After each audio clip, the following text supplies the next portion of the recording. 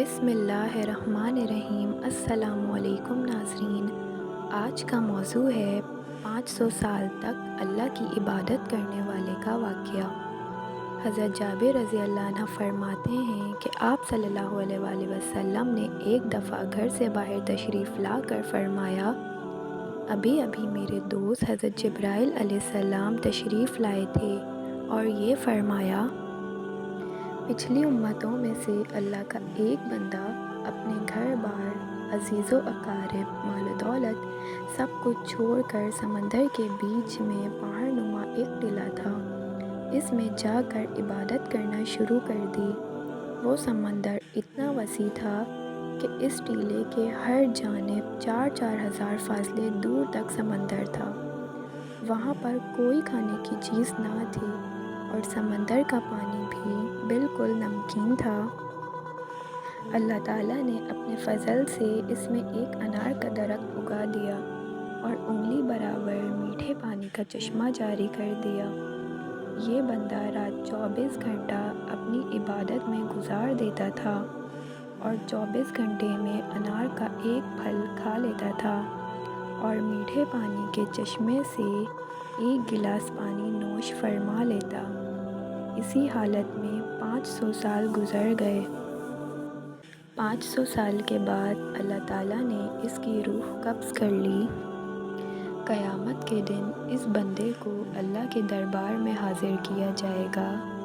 اللہ پاک فرشتوں سے فرمائے گا کہ میرے اس بندے کو میرے فضل سے جنت میں داخل کر دو، تو وہ بندہ کہے گا، اے میرے رب، بلکہ میرے عمل کے بدلے جنت میں داخل کر دیجئے، کیونکہ میں نے 500 سال تک ایسی عبادت کی ہے جس میں کسی قسم کی ریاکاری کا شائبہ بھی نہیں تھا۔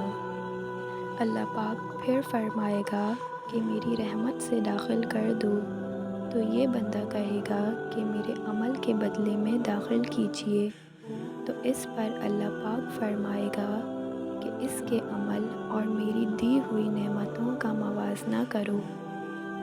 موازنہ کر کے دیکھا جائے گا کہ اللہ نے جو اس کو بینائی عطا فرمائی ہے، صرف بینائی کی نعمت اس کی 500 سال کی عبادت کا احاطہ کرے گی۔ اس کے بعد پورے جسم میں کان کی نعمت، زبان کی نعمت، ہاتھ کی نعمت، ناک کی نعمت، پیر کی نعمت، دل و دماغ کی نعمت، ان سب کا بدل باقی رہ جائے گا۔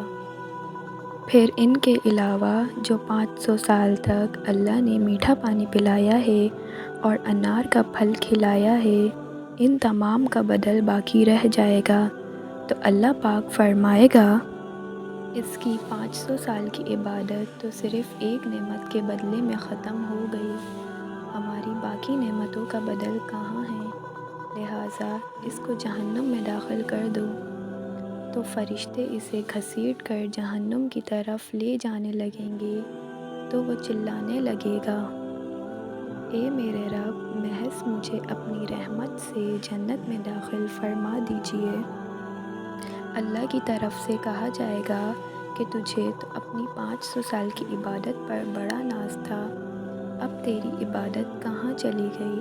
اور خطرناک سمندر کے بیچ میں نے تجھے انار کے پھل کھلائے اور 500 سال تک مسلسل میٹھا پانی پلایا، میری ان نعمتوں کے بدلے میں تم کیا لائے ہو؟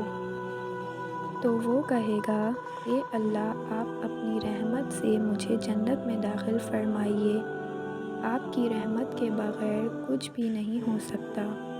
پھر آخر میں جب حجت تمام ہو جائے گی تو اللہ تعالیٰ فرمائے گا، میری رحمت اور میرے فضل کے ذریعے اس کو جنت میں داخل کر دو۔ پھر وہ اللہ کی رحمت ہی کے ذریعے جنت میں داخل ہو سکے گا۔ اگر اللہ نے کسی کو نیک عمل کی توفیق عطا فرمائی ہے تو اس کو خوش فہمی میں مبتلا نہیں ہونا چاہیے، اللہ سے ڈرتے رہنا چاہیے۔ یہ جو اللہ نے موقع عنایت فرمایا ہے، یہ بھی اللہ کی طرف سے بہت بڑا انعام اور توفیق ہے۔ اگر اللہ کی طرف سے توفیق نہ ہو تو موقع ہونے کے باوجود انسان عمل نہیں کر سکتا۔